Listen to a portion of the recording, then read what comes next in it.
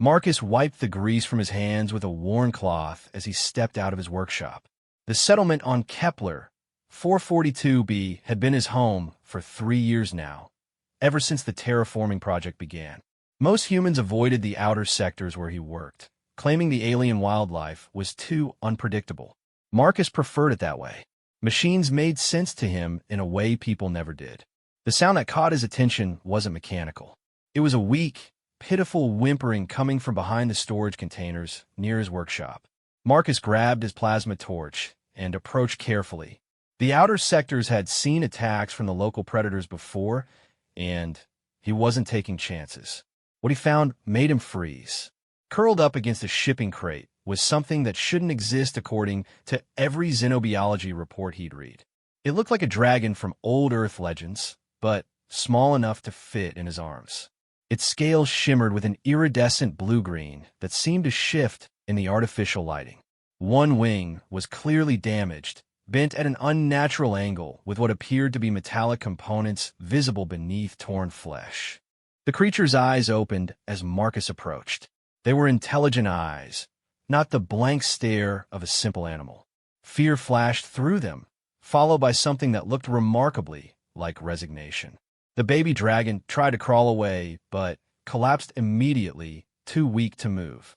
Marcus had repaired countless machines, fixed everything from atmospheric processors to quantum drives. But this was different. This was alive. The wing structure, though, reminded him of the articulated joints he worked with daily.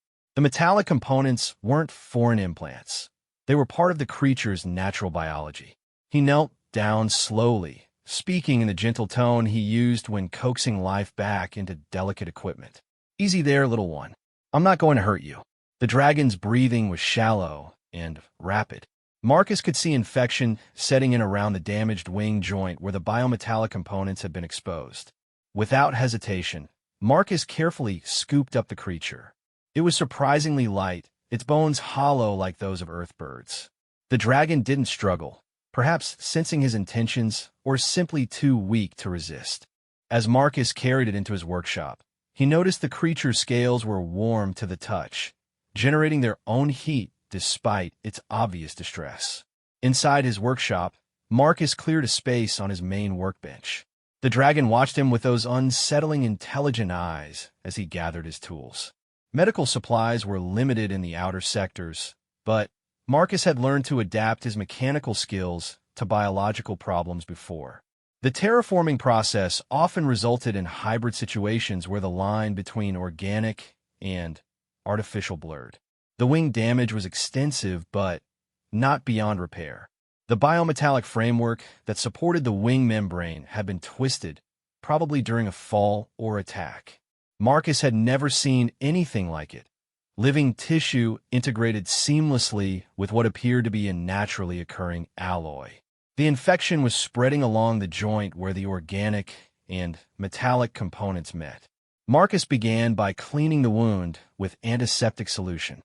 The dragon flinched, but didn't try to bite or claw him. Its behavior was remarkably docile for a wild creature, almost as if it understood that Marcus was trying to help. He applied a local anesthetic he typically used for numbing his own hands during delicate work. The real challenge was realigning the metallic framework without damaging the living tissue. Marcus used micro-precision tools, the same ones he employed for quantum processor repairs. Each movement had to be perfect. One mistake could permanently cripple the creature's ability to fly. As he worked, Marcus found himself talking to the dragon, explaining what he was doing just as he did when working on complex repairs. "I'm going to straighten this strut here. It's putting pressure on the membrane. See? That's why you can't extend the wing properly." The dragon seemed to listen, its breathing becoming more regular as Marcus's steady voice continued. The biometallic components responded to his tools differently than pure metal would. They had a slight flexibility, a give that suggested they could adapt and heal. Marcus had to adjust his technique, working more like a surgeon than a mechanic. The integration between organic and artificial was so complete that separating them was impossible. He had to repair them as a unified system. Hours passed. Marcus's back ached from hunching over the workbench, but he didn't stop. The dragon had fallen asleep under the anesthetic, trusting him completely. That trust felt like a weight on Marcus's shoulders. This creature, whatever it was, had somehow chosen to trust him with its life. As dawn broke over the settlement, Marcus stepped back from his work. The wing was properly aligned now, the biometallic framework supporting the membrane in its natural position. He had applied synthetic tissue patches where the organic components were too damaged to heal on their own. The infection was controlled, and the dragon's breathing was strong and steady. The dragon stirred as morning light filtered through the workshop windows. It tested its repaired wing experimentally, extending it partially. Marcus held his breath, watching for any sign of pain or mechanical failure. The wing moved smoothly, the biometallic joints functioning as they should. For the first time since finding the creature, the dragon made a sound that wasn't distressed. It was a soft, musical trill that seemed to express gratitude. The dragon looked directly at Marcus, and he could swear he saw recognition there, not just of him as the one who had helped, but of what he had done. Marcus offered the dragon some nutrient paste from his emergency supplies. The creature sniffed it carefully, then began eating with obvious hunger. It hadn't eaten in days, Marcus realized. Whatever had injured it had also separated it from its food source. As the dragon regained its strength throughout the day, Marcus began to understand that his life had just become much more complicated. This wasn't just any alien creature. The sophisticated biomechanical structure, the obvious intelligence, and the very fact that it resembled Earth mythology suggested something significant. But Marcus was a mechanic, not a xenobiologist. All he knew was that he had found something broken and fixed it. The dragon spent the day resting in his workshop, occasionally testing its wing and growing stronger by the hour. Marcus went about his regular work, maintaining the atmospheric processors and power systems that kept the outer sector functioning. But his attention kept drifting to his unusual patient. By evening, the dragon could fully extend both wings. The repaired wing moved just as smoothly as the undamaged one. Marcus felt a deep satisfaction watching the creature stretch and flex, preparing for what would surely be its departure.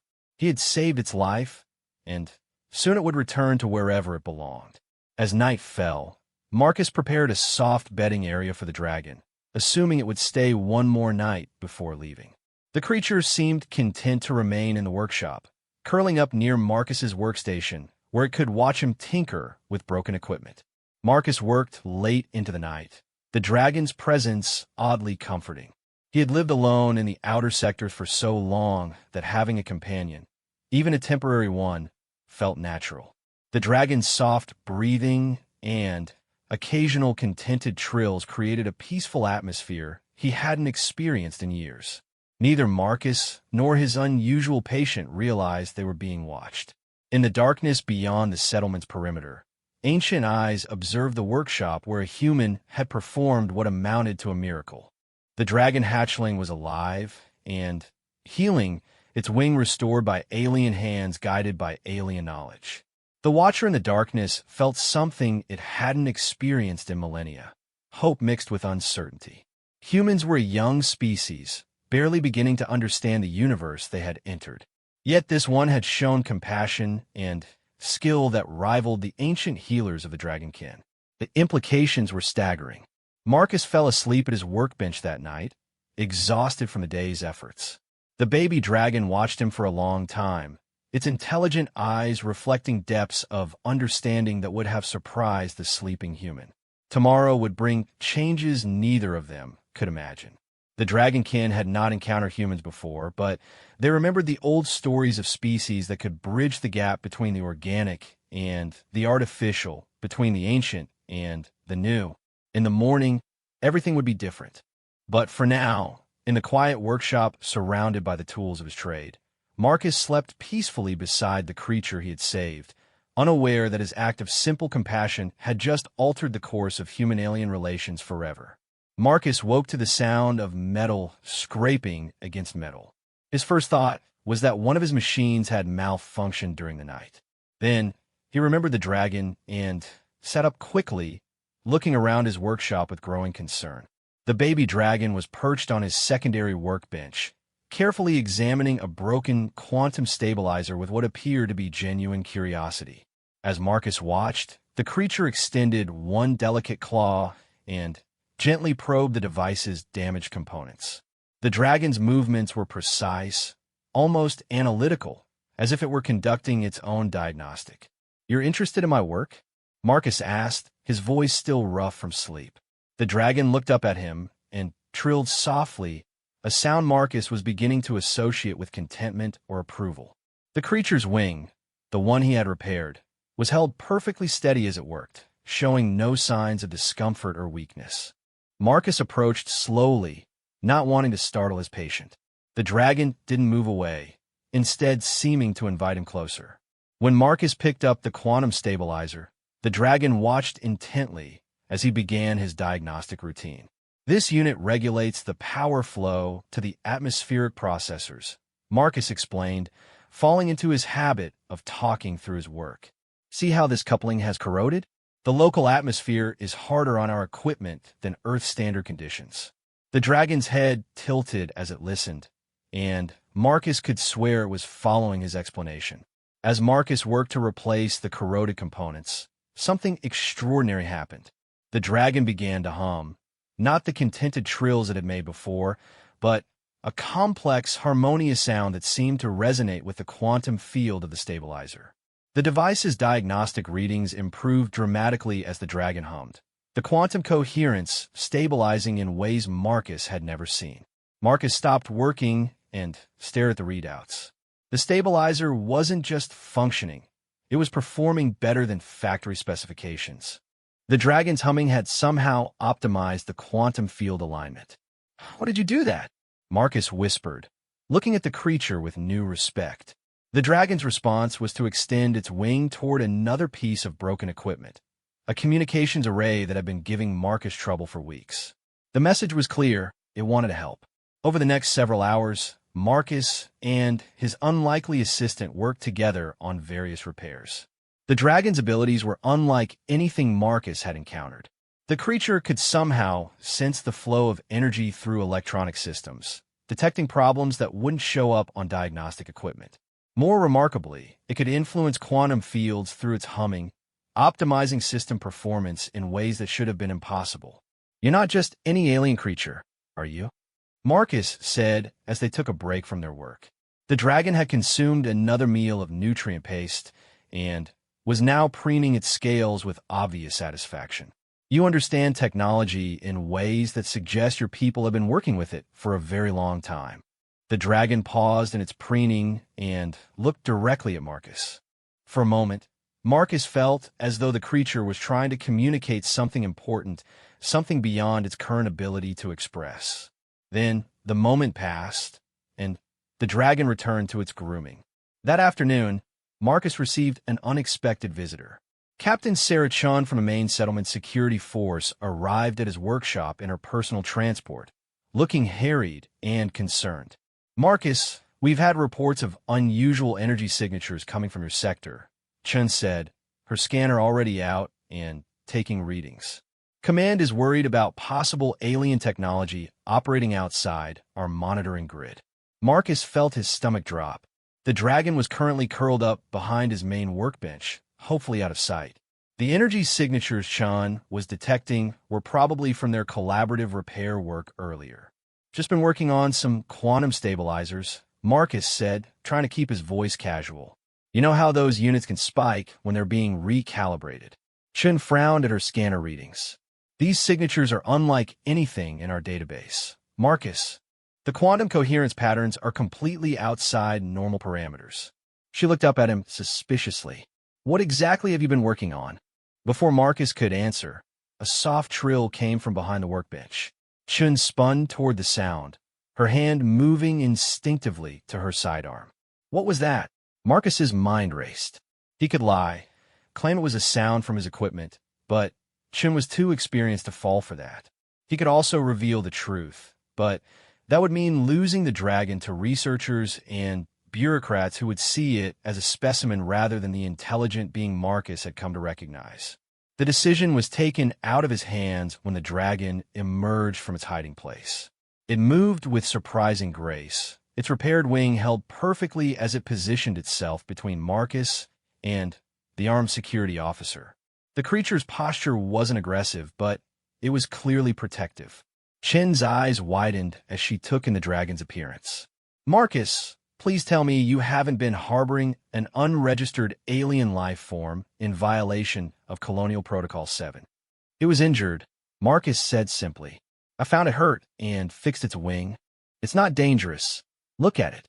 It's been helping me with repairs." "Helping you?" Chen's voice rose in disbelief. "Marcus, this is a completely unknown species.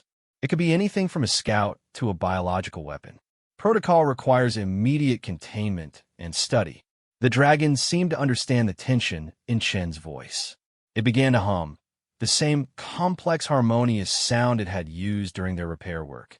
Chen's scanner immediately began registering impossible readings, quantum fields stabilizing, energy patterns optimizing, even the ambient electromagnetic interference in the workshop decreasing. Chen stared at her scanner in amazement. "What is it doing?" "Demonstrating that it's not a threat," Marcus said firmly.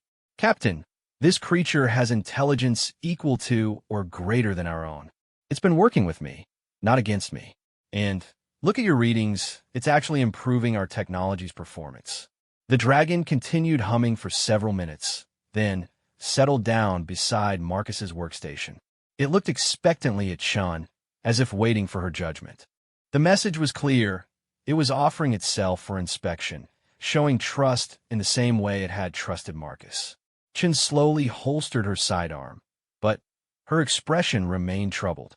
"Marcus, I understand your attachment to the creature, but this is beyond my authority to ignore. When the research teams find out about this, then we don't tell them." "Not yet," Marcus interrupted. "Captain, you've seen what it can do. Imagine what we could learn from working with it instead of studying it in a lab. The technology applications alone could advance our terraforming efforts by decades." Chin was quiet for a long moment, studying both Marcus and the dragon. The creature seemed to sense her internal struggle and made a soft, almost plaintive sound. Its eyes, those incredibly expressive, intelligent eyes, fixed on Chun with what looked like hope. "3 days, Chun said finally. "I'll file a report saying the energy signatures were from experimental equipment modifications. That will buy you 3 days before someone comes looking for answers. Use that time to figure out what you're going to do with your friend here." After Chin left, Marcus sat down heavily at his workbench. 3 days wasn't nearly enough time to solve this problem. The dragon would either have to be revealed to the authorities or find somewhere else to go. Neither option appealed to Marcus. The dragon approached him and gently placed one clawed foot on his arm. When Marcus looked up, the creature was staring at him with obvious concern. It trilled softly, a comforting sound, then began to hum again. This time, the humming wasn't directed at any equipment. It seemed to be directed at Marcus himself. Marcus felt his stress begin to ease as the dragon's humming continued. There was something inherently calming about the sound, something that seemed to resonate with his own biorhythms. "You're trying to comfort me, aren't you?" he said wonderingly. The dragon's response was to curl up beside his chair, its warm presence offering silent support. Marcus reached out tentatively and touched the creature's scales. They were smooth and warm, with a subtle vibration that matched the dragon's internal humming. As evening fell, Marcus made a decision. He couldn't turn this remarkable creature over to researchers who would see only as a subject for study. But he also couldn't hide it indefinitely in his workshop. There had to be another option, a way to protect both the dragon and the human settlement. He began making preparations for a journey into the unexplored regions beyond the settlement's perimeter. If the dragon had come from somewhere, perhaps it needed to return there. And perhaps, Marcus thought as he looked at his unusual companion, it was time for him to discover what other wonders this alien world might hold.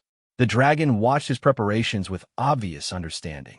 It seemed to approve of his decision, trilling softly as Marcus packed supplies and equipment. Whatever lay ahead, they would face it together, The bond that had formed between the human mechanic and the baby dragon had grown beyond simple gratitude into something deeper, a partnership that would soon be tested in ways neither of them could imagine. That night, as they prepared for what might be their last peaceful evening in the workshop, neither Marcus nor the dragon noticed the massive shadow that passed overhead, blotting out the stars. Something ancient and powerful was approaching, drawn by signals they couldn't perceive and guided by purposes they couldn't fathom. The dragon hatchling's protector was coming, and their quiet world was about to become much more complicated. Marcus woke before dawn to find the baby dragon pressed against his side, trembling with what he initially mistook for fear. But as his mind cleared, he realized the trembling wasn't from terror. It was from excitement, anticipation, or perhaps recognition. The dragon's eyes were fixed on the workshop's main window, staring out into the pre-dawn darkness with intense focus. "What is it?" Marcus whispered, following the dragon's gaze. At first, he saw nothing but the familiar outline of storage containers and processing equipment. Then the shadows shifted, and Marcus's breath caught in his throat. Something massive moved in the darkness beyond the settlement's perimeter. The shape was impossible to define clearly, but Marcus caught glimpses of scales that reflected the settlement's lighting like polished metal, and wings that spanned wider than his entire workshop. Whatever it was enormous, easily 10 times the size of the largest earth animals Marcus remembered from his youth. The baby dragon began to vocalize, not its usual trills or humming, but a complex series of sounds that seemed almost like language. The calls had rhythm and pattern, rising and falling in what Marcus could only interpret as communication. And from the darkness outside, something answered. The responding call was like nothing Marcus had ever heard. It was powerful enough to make the workshop's walls vibrate, yet somehow musical, with harmonics that seemed to resonate in his bones. The baby dragon's excitement increased dramatically, and it moved toward the window as if trying to get closer to the source of the sound. Marcus's mind raced as he began to understand what was happening. The baby dragon wasn't an orphan or a lost creature. It had family. And, judging by the size of the shadow outside, that family was capable of leveling his workshop and probably the entire outer settlement if they chose to. "Easy," Marcus murmured, placing a gentle hand on the dragon's back. "Let's not do anything sudden." But the dragon was beyond his influence now, consumed by whatever reunion was beginning to unfold. The workshop's emergency lighting suddenly activated, responding to detected movement outside. In the harsh artificial illumination, Marcus got his first clear look at the creature that had come for the baby dragon. It was magnificent and terrifying in equal measure. The adult dragon was easily 30 meters long, with wings that could have covered half the settlement's main plaza. Its scales were darker than the baby's, a deep blue-black that seemed to absorb light rather than reflecting it. But the most striking feature was its eyes, ancient, intelligent eyes that held the weight of millennia. Those eyes were fixed directly on Marcus through the workshop window. The adult dragon lowered its massive head until it was level with the workshop's entrance. When it spoke, and Marcus had no doubt it was speaking, the sound was controlled, measured, nothing like the earth-shaking call from before. The baby dragon responded immediately, its own vocalizations becoming more urgent and complex. Marcus felt like he was eavesdropping on a conversation in a language he couldn't understand but desperately needed to comprehend. The exchange between the two dragons went on for several minutes, with the baby dragon occasionally gesturing toward Marcus with its wing or looking back at him, as if including him in the discussion. Then, the adult dragon did something that made Marcus's knees nearly buckle. It spoke a single word in perfect, unaccented English, human. The voice was impossibly deep, resonating not just through the air, but through the very structure of the workshop. It carried intelligence, authority, and what Marcus was shocked to realize was curiosity rather than hostility. Marcus stepped closer to the window, moving slowly to avoid triggering any aggressive response. "Yes," he said, his voice barely above a whisper. "I'm human." Marcus, I, I helped repair its wing. The adult dragon's massive head tilted slightly, studying Marcus with obvious interest. When it spoke again, the words came slowly, as if it were translating from its own language in real time. You healed the youngling. I tried to, Marcus replied, finding his voice. It was hurt. I'm a mechanic. I fix things that are broken. Something that might have been approval flickered in the dragon's ancient eyes. The baby dragon took this opportunity to demonstrate its repaired wing, extending it fully and performing a small hop that lifted it briefly into the air. The adult dragon's attention focused on the wing, examining Marcus's work with obvious expertise. Your methods are unknown to us, the adult dragon said after a long pause. Yet effective. The biomatrix integration is elegant. Marcus felt a surge of professional pride, despite his fear. Thank you. I had to adapt my techniques. I've never worked on living tissue before. But the metallic components in the wing structure were similar to systems I work with regularly. The adult dragon was quiet for a long moment, and Marcus could almost feel it processing this information. You understand the merger of life and artifice? I'm learning too, Marcus replied honestly. Your people's technology is far more advanced than ours, but the principles aren't entirely alien. Energy flows, structural integrity, system optimization. The fundamentals translate across species. What happened next surprised Marcus completely. The adult dragon stepped back from the workshop and began to lower itself to the ground, folding its massive wings and settling into what appeared to be a resting position. The gesture was clearly non-threatening, almost respectful. We would speak further, the dragon said. The youngling has told us much about your methods. You have shown skill and compassion toward one of our kind. This is unprecedented. Marcus realized he was being offered something extraordinary, a chance for meaningful contact between species. But he also understood the implications. I should warn you that other humans will be coming soon. They'll want to study both of you, ask questions, run tests. The adult dragon's expression, insofar as Marcus could read draconic expressions, became grimmer. We are familiar with such approaches from younger species. It is why we typically avoid contact. Then, why are you here? Why are you talking to me? Because, the dragon said, its voice carrying a weight of significance that made Marcus shiver. The youngling has bonded with you. Such bonds are rare and precious among our kind. To break it carelessly would be tragic. The baby dragon chose that moment to leave Marcus's side and approach the workshop entrance. It looked back at Marcus expectantly, clearly wanting him to follow. The message was unmistakable. The dragon wanted Marcus to come outside, to meet its guardian properly. Marcus hesitated. Once he left the relative safety of his workshop, he would be completely at the mercy of creatures whose capabilities he couldn't begin to estimate.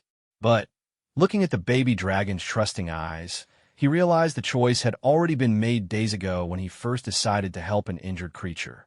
He opened the workshop door and stepped outside. The adult dragon's presence was overwhelming at close range. It radiated heat like a fusion reactor, and Marcus could feel static electricity building in the air around it.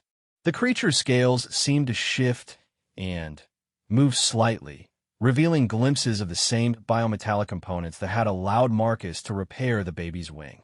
Your name is Marcus, the dragon said. It wasn't a question. Yes. And you are? The dragon made a sound that was clearly its name, but the harmonics and tonal variations were far beyond Marcus's ability to reproduce. Your vocal apparatus cannot properly form our designations, the dragon said with what might have been amusement. For your convenience, you may call me Veil Throws. Veil Throws, Marcus repeated, doing his best with the pronunciation. Are you the baby's parent? Guardian? Teacher? Protector? Veil Throws paused, seeming to search for the right concepts. The youngling's birth parents were lost in what you might call a natural disaster. I have overseen its development since. The baby dragon, Marcus realized he should probably ask its name as well, moved between the two larger beings, clearly comfortable with both. It began vocalizing again, and Veil Throws responded with shorter, apparently instructional sounds. The youngling wishes to continue learning from you, Veil Throws said to Marcus. Its wing is healed, but the knowledge gained from observing your methods has sparked great curiosity about your species' approach to technology. Marcus felt a mixture of pride and concern. I'm honored, but I'm not sure how practical that would be. As I mentioned, other humans will be coming soon with questions, and I suspect your people might have their own concerns about extended contact. Veil Throws was quiet for a long moment, and Marcus could sense the weight of internal deliberation. When the dragon spoke again, its tone had shifted to something more formal, more significant. Marcus, mechanic of humans, you stand at a crossroads that will affect both our species. The youngling's bond with you represents the first positive contact between our peoples. How we proceed from this moment will determine whether that contact grows into understanding or withers into missed opportunity. The implications hit Marcus like a physical blow. This wasn't just about helping an injured animal anymore. It was about first contact between civilizations. And somehow, through pure chance, he had become humanity's inadvertent ambassador. What do you want from me? Marcus asked, his voice barely steady. Partnership, Veil Throws said simply. Your people are young, but innovative. Our people are ancient, but perhaps set in our ways. The youngling believes that together, we might achieve things neither species could accomplish alone. The baby dragon moved to Marcus's side and gently pressed against his leg, looking up at him with those incredibly expressive eyes. In that moment, Marcus understood that his quiet life as a settlement mechanic was over forever. The question was whether what came next would be wonderful or catastrophic. As dawn broke over the alien landscape, three beings stood together at the edge of two civilizations, each knowing that the next words spoken would change everything. The arrival of three security vehicles at dawn shattered the peaceful moment between Marcus and the dragons. Captain Chun had kept her word about buying him time, but someone else had detected the energy signatures from Veil Throws' presence.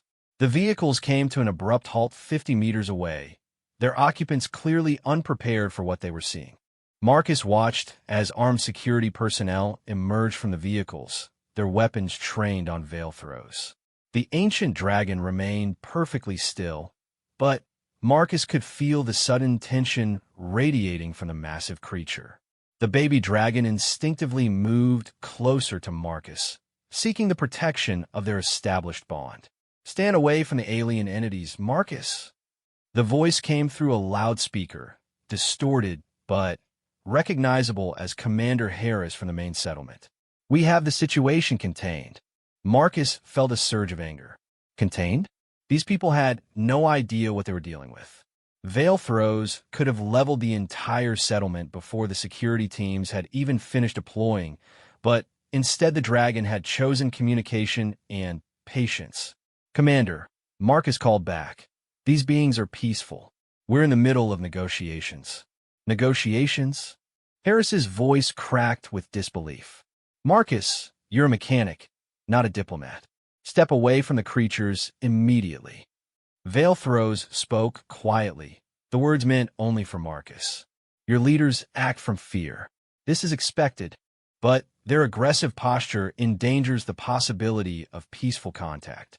Marcus looked at the dragon, then at the baby dragon pressed against his side, then at the armed humans who saw only threats to be neutralized.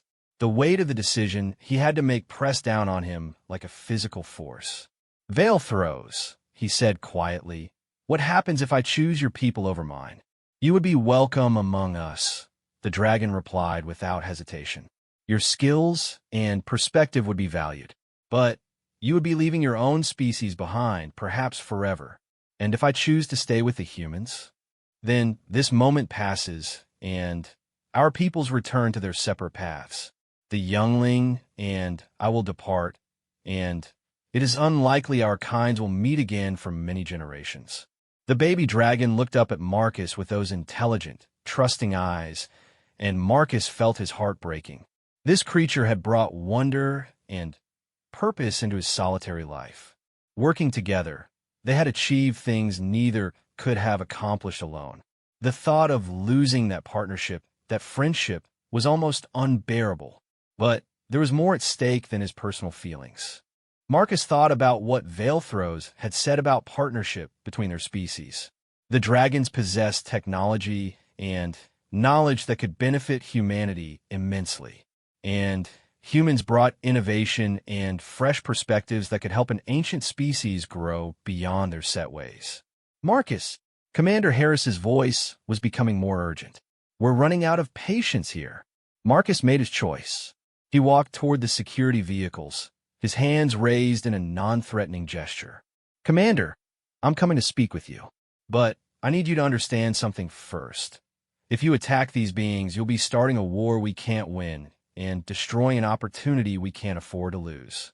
Harris emerged from the lead vehicle, his face grim beneath his helmet. Explain. Quickly. The large one is called Veilthrows. It's incredibly ancient and intelligent. It speaks our language and has been trying to establish peaceful contact. The smaller one, the baby, was injured and I repaired its wing. They've come to thank me and to explore the possibility of cooperation between our species. Harris glanced at the dragons, his tactical mind clearly evaluating threats and opportunities. And you believe they're genuine in their peaceful intentions? Commander, Marcus said, gesturing toward Veilthrows, that creature could have destroyed our entire settlement before your teams even knew it was here. Instead, it's been patient and respectful. It's waiting to see if we're civilized enough to deserve its respect. One of the other security officers spoke up. Sir, the energy readings from the larger entity are off the charts. Whatever it is, it's incredibly dangerous. Dangerous, yes, Marcus agreed, but not hostile. There's a difference. Harris was quiet for a long moment, studying the scene. Marcus could see the man wrestling with a decision that was far above his pay grade. Contact protocols existed, but they had been written by bureaucrats who assumed first contact would happen according to human timelines and human rules. What are they proposing? Harris asked finally. Marcus looked back at Veilthrows, who had been listening to the conversation with obvious understanding. The dragon inclined its massive head slightly, granting permission for Marcus to speak on its behalf. A cultural and technological exchange, Marcus said. Limited, carefully managed, but genuine. They want to learn from us as much as they want to teach us. And what do they want in return? Respect, trust, and Marcus hesitated, knowing how his next words would sound. They want me to serve as a liaison. The baby dragon has bonded with me, and apparently such bonds are rare and significant in their culture. Harris stared at Marcus for a long moment.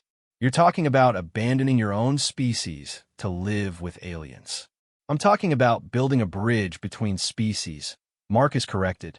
Someone has to take the first step. Before Harris could respond, alarms began blaring from the settlement. Emergency lights activated across the facility as proximity sensors detected incoming objects. Marcus looked up to see shapes moving across the morning sky. More dragons approaching from multiple directions. Veilthrows raised its head, its expression becoming more alert. The baby dragon began vocalizing urgently, and Veilthrows responded with sounds that carried clear authority. Marcus didn't need to understand the language to recognize commands being given. Veilthrows, Marcus said urgently. Are those more of your people? The conclave, Veilthrows replied, its voice carrying new tension. They come to assess the situation. Some among them are less optimistic about your species' potential than I have become. Harris grabbed Marcus's arm. You need to get these creatures to call off their friends right now, or we're going to have a shooting war on our hands. Marcus looked at the approaching dragons, then at the human security forces who were clearly outmatched, then at the baby dragon who was watching him with desperate hope. Everything hung in the balance of the next few minutes. Veilthrows, Marcus said, his voice steady despite his racing heart. Can you convince the conclave to give us a chance? That depends, the ancient dragon replied, on what proposal I carry to them. They come expecting to find the youngling dead or captured and evidence of human aggression. Instead, they find healing and the beginnings of understanding. but they will want proof that this cooperation is genuine and beneficial. Marcus understood. The dragons needed to see that humans could be trusted, that the partnership would be worth the risk, and the humans needed to see that cooperation was possible without surrendering their autonomy or security. Commander Harris, Marcus said, turning to the security chief, I need you to order your people to lower their weapons. Not surrender them, not stand down completely, but show that we're not immediately hostile. Harris looked at the incoming dragons, now close enough to see their impressive size and obvious power. His tactical training was screaming at him to maintain a defensive posture, but his strategic mind was calculating the odds of survival if this turned into a fight. All units, Harris said into his communicator, lower weapons to ready position. Maintain alert status, but do not appear threatening. Marcus felt a surge of gratitude for the commander's trust. He turned back to veil throws. Now what can we do to show the conclave that cooperation is possible? Veil throws was quiet for a moment, then gestured with one massive wing toward Marcus's workshop. Show them your work. Show them how you healed the youngling with technology and compassion working together. Let them see that your species possesses both intelligence and heart. As the first of the approaching dragons landed near the settlement perimeter, Marcus realized that his choice was still ahead of him. The next few hours would determine not just his own fate, but the future relationship between two civilizations. The baby dragon pressed closer to his side, a reminder of the bond that had started all of this and the trust that would be needed to see it through. The real test was about to begin. 6 massive dragons now surrounded the human settlement, their presence transforming the landscape into something from ancient legends. Each was unique in coloring and size, but all shared the same ancient intelligence that Marcus had seen in Veil Throws. They formed a loose circle around the outer perimeter, close enough to observe, but far enough to avoid appearing immediately threatening. The conclave had arrived. Marcus stood between two worlds as Veil Throws began speaking to the newly arrived dragons in their own language. The conversation was complex, filled with harmonics and tonal variations that spoke of a sophisticated culture far older than human civilization. The baby dragon remained pressed against Marcus's side, occasionally adding its own voice to the discussion. Commander Harris maintained his position near the security vehicles, his people alert, but weapons lowered as promised. The tension was palpable. One wrong move from either side could trigger a conflict that would end any hope of peaceful coexistence. They debate whether to trust your species. Veil Throws explained to Marcus during a pause in the draconic conversation. Some advocate for withdrawal and isolation. Others see potential but question whether humans possess the wisdom to use what we might share responsibly. What can I do to convince them? Marcus asked. Show them. Veil Throws replied simply. Demonstrate the healing that began this bond. Understanding, Marcus walked to his workshop and emerged with his tools and a damaged piece of equipment, a quantum processing unit that had been giving the settlement trouble for weeks. He set up his work area in full view of both the human security forces and the dragon conclave, then began his diagnostic routine. The baby dragon immediately moved to assist, taking the position it had learned during their previous collaboration. As Marcus worked, the dragon began its harmonic humming, optimizing the quantum fields in ways that human technology couldn't achieve alone. The watching dragons fell silent as they observed the partnership. Marcus explained his process as he worked, speaking loud enough for both humans and dragons to hear. He described how he had identified the damage to the baby dragon's wing, the techniques he had used to repair the biometallic framework, and the trust that had developed between them during the healing process. As the quantum processor came back online with performance readings far exceeding normal parameters, Marcus looked up to see that every dragon was focused intently on his work. More importantly, the hostility he had sensed earlier was beginning to shift into something else. Curiosity, perhaps even approval.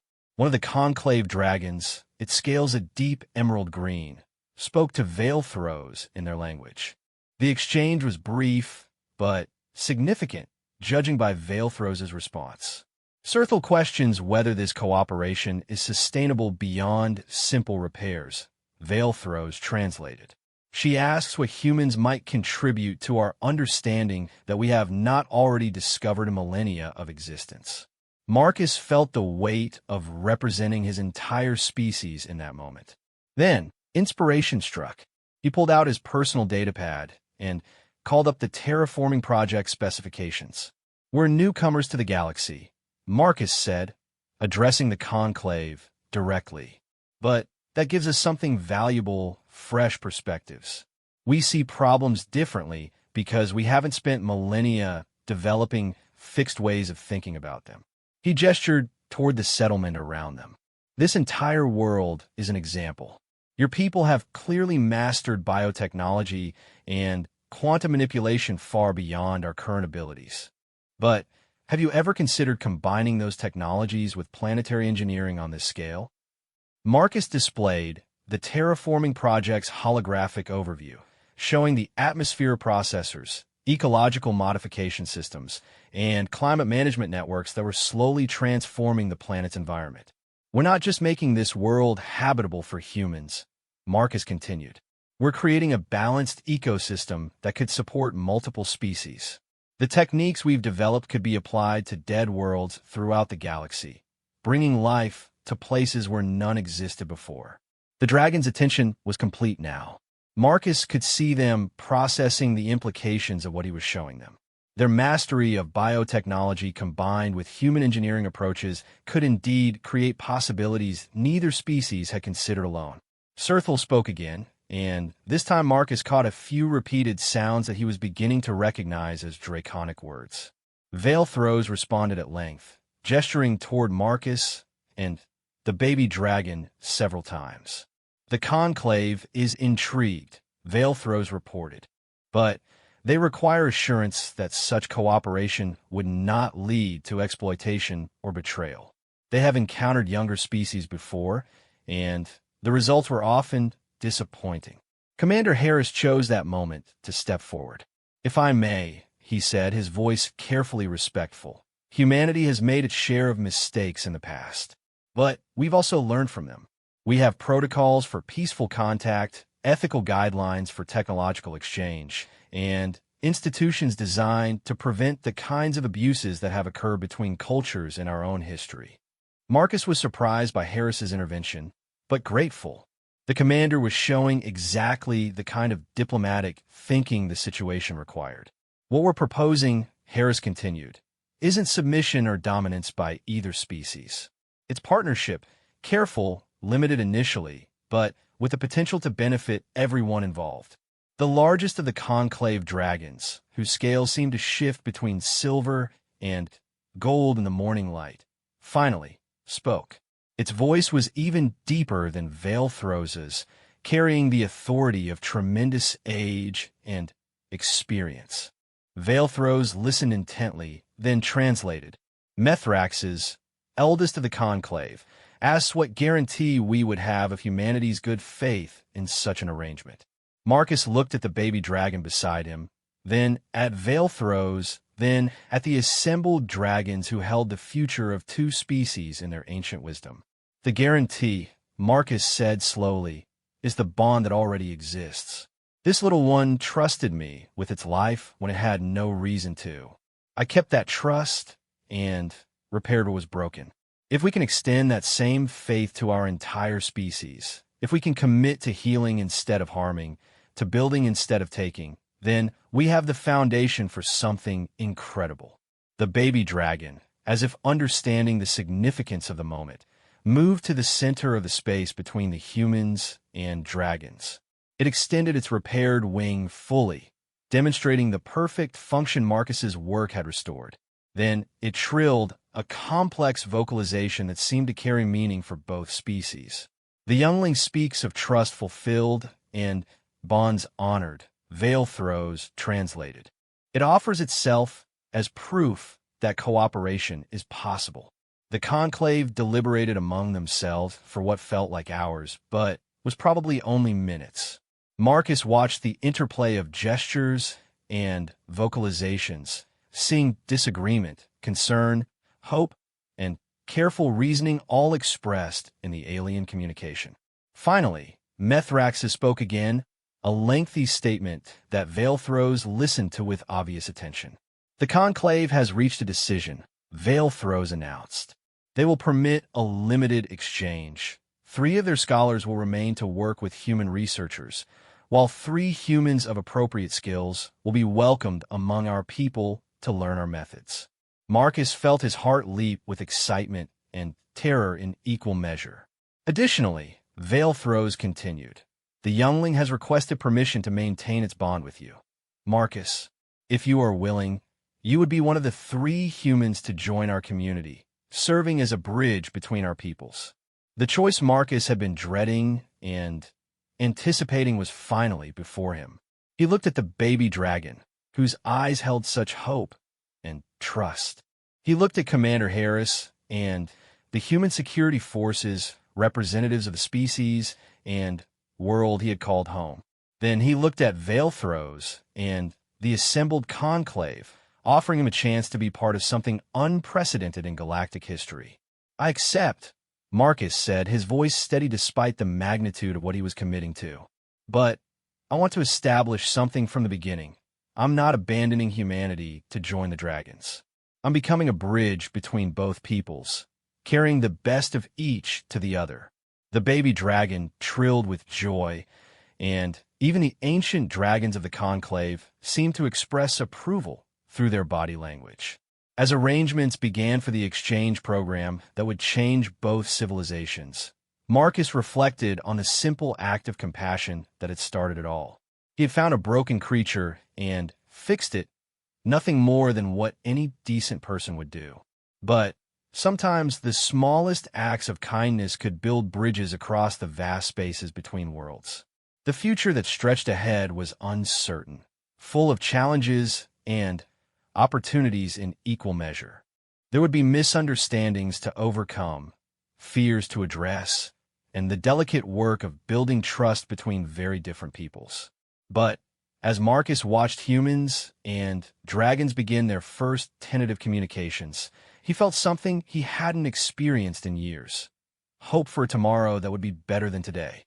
The baby dragon spread its wings, both of them perfectly functional and strong, and took its first flight since the injury that had brought them together.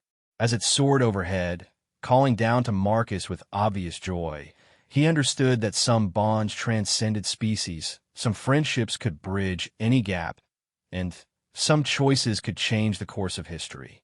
The mechanic who had simply wanted to fix what was broken had instead built something entirely new, a connection between civilizations that would endure long after he was gone, a legacy measured not in machines repaired, but in understanding achieved and trust honored across the vast distances between the stars.